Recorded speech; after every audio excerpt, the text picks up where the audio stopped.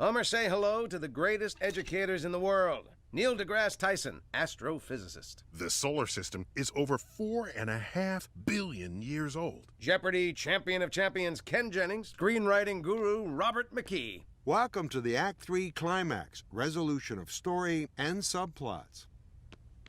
I expect you're wondering why I've assembled a team of the world's greatest teachers. This is Sally. And these are Sally.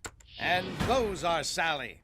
And those are Sully's, robot replicas of the greatest pilot of all time. Can you teach an artificial intelligence?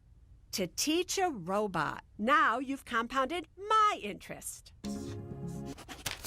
What? This is a student loan application. Sally Mae, the Federal Student Loan Program. You're creating an army of robots so advanced that they can get student loans. Well, we've done it. You're all up to your polyurethane necks in debt and heading to Yale. Follow me. Boola boola, boola boola. Good luck, Homer. They're perfect students in every way. My father was a toaster. He's in bot phase. That's unbelievably offensive. Microaggression, cultural appropriation, offensive, offensive, offensive.